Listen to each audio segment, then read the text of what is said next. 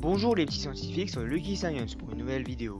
Aujourd'hui, nous allons plonger dans le langage méthodique de la logique numérique, profondément dans la région des portes logiques. Je serai votre guide et mon but sera de vous expliquer en détail en quoi consistent ces portes logiques. Pour commencer, posons-nous la question suivante. Qu'est-ce qu'une porte logique? Aussi appelée gates en anglais, ces composants numériques tirent leur nom de leur fonctionnement analogique à celui d'une porte. Elles peuvent s'ouvrir ou se fermer en fonction des signaux d'entrée reçus, un peu comme l'action d'insérer une clé dans une serrure. Dans cette métaphore, la serrure représente l'entrée de la porte logique où on peut y insérer une clé. Certaines portes logiques disposent de plusieurs serrures, autrement dit plusieurs entrées. La sortie de la porte, quant à elle, indique si celle-ci est ouverte ou fermée. Une sortie à l'état fermé correspond à une valeur de 0, tandis qu'une sortie ouverte renvoie la valeur de 1. Concrètement, les portes logiques sont fondamentales en technologie numérique, dans la conception d'un processeur par exemple. Le principe demeure inchangé. Une ou plusieurs entrées dont les signaux déterminent si la sortie sera activée et quelle sera sa valeur. 1 représentant vrai et 0 faux. Dans un circuit électronique, les entrées et sorties des portes logiques sont représentées par la présence de courant ou non. S'il y a du courant, cela représente 1, et s'il n'y a pas de courant, cela représente 0. Il existe principalement 7 types de portes logiques. La porte NOT ou pas décrit la négation, c'est-à-dire qu'il inverse les courants d'entrée. La porte AND ou ET, qui requiert minimum 2 entrées, ne s'active que lorsque toutes les entrées sont à 1. La porte NAND ou PAE, qui est une combinaison de NOT et AND, renvoie 1 sauf si tous les signaux sont à 1. La porte OR ou inclusif s'ouvre dès qu'au moins l'une des entrées est à 1.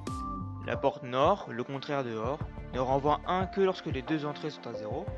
La porte XOR ou exclusif renvoie 1 si une des entrées est à 1 mais pas les deux à la fois contrairement à OR. Et enfin, la porte XNOR ou pas ou exclusif ne s'active que si toutes les entrées sont soit à 1 soit à 0. A noter que les portes logiques à l'écran sont représentées par le modèle américain et non européen. Pour que ce soit plus clair, on peut avoir recours à ce qu'on appelle des tableaux de vérité, des tableaux qui listent les différentes sorties correspondantes pour chaque combinaison d'entrées d'une porte logique. Dans l'absolu, il suffit juste de la porte NAND pour constituer l'entièreté des portes logiques, nécessaires au bon fonctionnement d'un processeur numérique. Il est vital de comprendre leur fonctionnement si l'on veut travailler avec des circuits électroniques sophistiqués. Maintenant, on pourrait se demander en quoi ces portes logiques sont-elles si importantes dans la conception d'un ordinateur.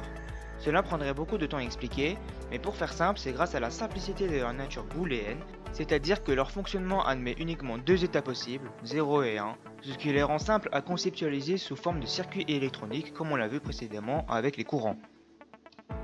Étant donné que cette vidéo est assez courte, je ferai certainement d'autres vidéos à ce sujet, mais pour le moment je vous propose le jeu éducatif Turing Complete. C'est un jeu interactif qui a pour but de vous apprendre les bases de la logique, et je vous conseille vivement d'y jouer car il permet réellement de comprendre l'importance de la logique numérique.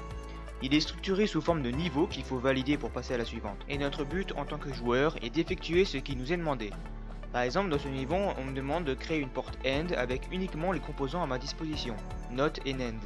De la conception d'un additionneur jusqu'à la création de jeux fonctionnels, Turing Complete permet aussi à notre créativité et à notre imagination de s'exprimer car bien évidemment, libre à nous de compléter chaque niveau de la manière qu'on le veut. Il y a aussi la présence d'un mode sandbox où nous pouvons littéralement créer tout ce qu'on souhaite, comme des jeux, des programmes et bien plus. Ce jeu est disponible sur Steam pour un prix d'achat de 16,79 €. Je vous invite fortement à l'acheter si vous voulez en apprendre plus sur la logique tout en vous amusant. Ce sera tout pour aujourd'hui. Si vous avez aimé la vidéo, n'hésitez pas à la liker. Si vous avez des remarques à faire, ça se passe en commentaire. Et si vous voulez suivre le fil des publications des vidéos, vous pouvez vous abonner.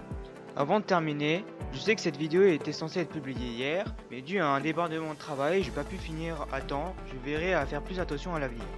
Sur ce, je vous dis à bientôt sur Lucky Science.